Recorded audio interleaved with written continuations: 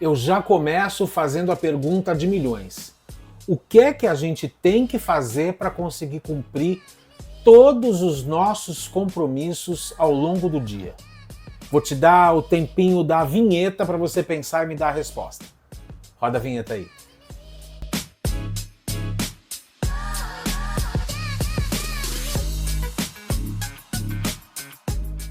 Oi gente, tudo bem? Eu sou o Celso Bandarra, ator, roteirista, jornalista, criador e produtor de conteúdo. E o assunto que eu trago hoje tem a ver com o tanto de coisa que a gente tem para fazer, o tanto de coisa que a gente tem para resolver ao longo do dia. E a impressão que dá é que cada vez mais o tempo está encolhendo, que o tempo está diminuindo. E, enfim, às vezes o tempo é tão curto que eu não consegui nem acertar a câmera direito, vou deixá-la mais retinha, aproveitar esse tempo. E eu estava lendo uma pesquisa que foi feita por uma empresa de consultoria. E essa empresa de consultoria entrevistou brasileiros, vou olhar aqui, de janeiro a março desse ano, e ouviu deles o seguinte: 72% dos entrevistados sentem que não conseguem dar conta das tarefas do dia a dia. Olha só que loucura! 72% das pessoas admitem que não conseguem cumprir todas as tarefas do dia. É muita gente, né? É uma quantidade muito grande de gente que está sendo atropelada pelos compromissos, pelos horários. E se a gente parar para pensar que hoje em dia a gente tem, enquanto a gente, por exemplo, se desloca, se não é você que está dirigindo, você consegue redigir um e-mail, mandar uma mensagem, fazer uma ligação, fazer uma reunião, e ainda assim a gente está se atropelando a ponto de não conseguir cumprir os compromissos do dia. Gente, onde é que a gente vai parar?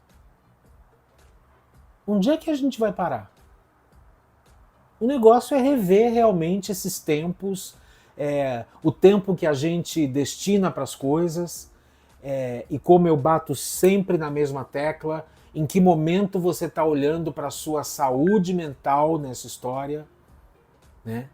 E aí eu estava lembrando de uma coisa assim como muitos trabalhos, óbvio, o meu trabalho dos anos que eu trabalhei como editor de texto, como roteirista, principalmente numa empresa formal e tudo, essa é uma atividade muito cerebral e muito cansativa. É claro que o trabalho braçal também cansa pra caramba, exaure o trabalhador, mas falando sobre a minha realidade, é um trabalho muito cerebral. Por que eu estou dizendo isso? Porque nos momentos... E é um trabalho que lida com criatividade, né? Escrever texto, escrever roteiro, contar história, cada vez contar a história de um jeito diferente, pelo menos essa era a cobrança que havia, né? A cobrança pelo ineditismo, pela novidade, pela surpresa.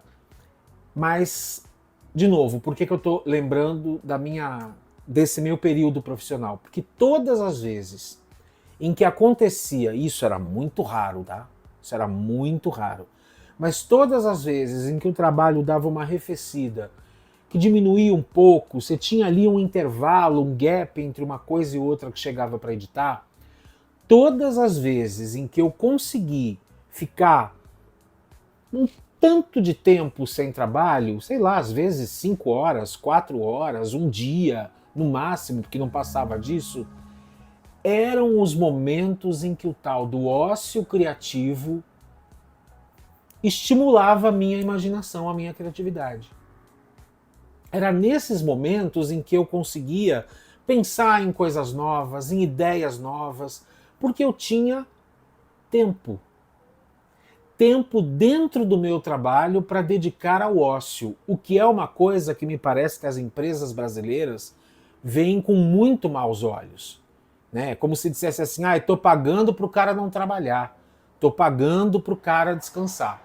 E a gente sabe que grandes empresas investem justamente no contrário, investem em espaços de lazer, investem nesse momento em que o funcionário se percebe muito exaurido e vai, sei lá, tem empresa que tem mesa de bilhar, tem pebolim, tem videogame, tem rede, enfim, tem sala de massagem, tem uma sala de vídeo, de televisão.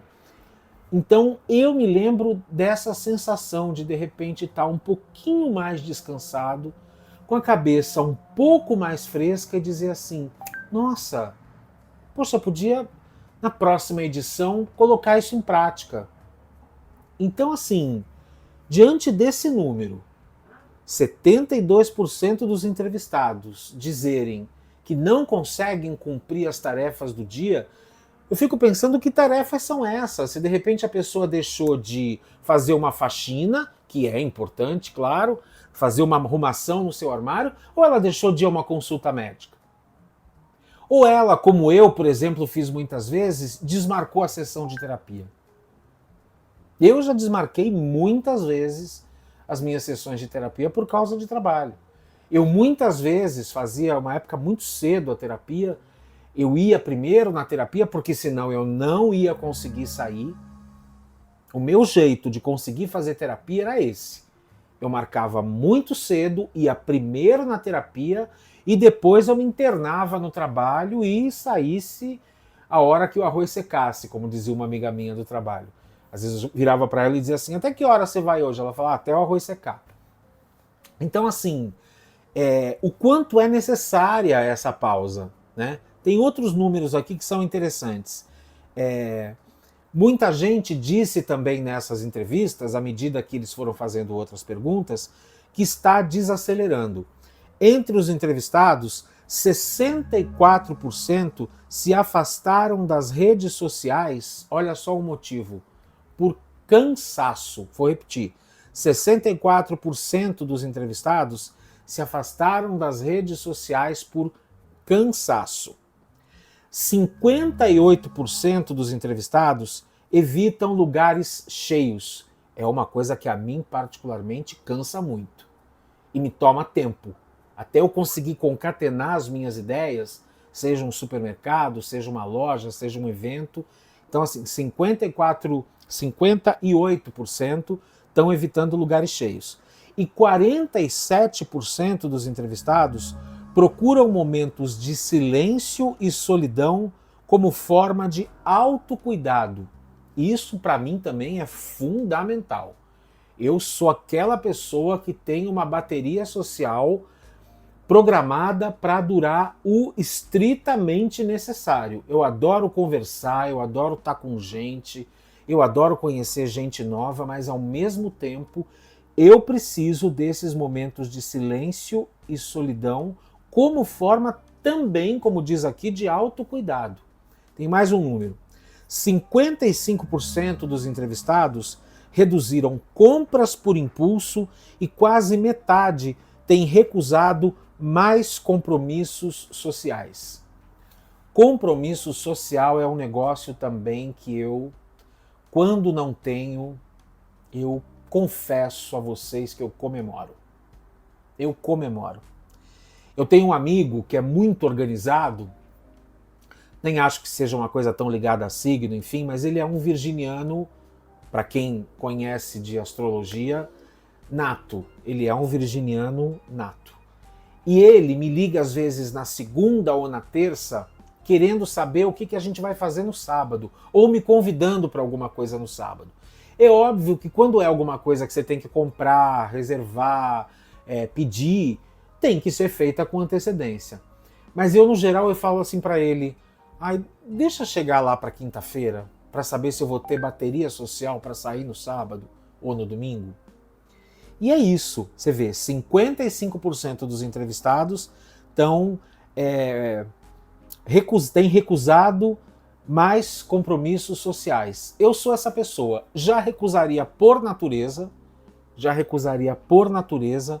mas assim, eu sou aquela pessoa que precisa, especialmente no fim de semana, precisa partir de um fim de semana vazio para depois marcar alguma coisa. Eu falo que eu preciso deixar umas casinhas para colorir.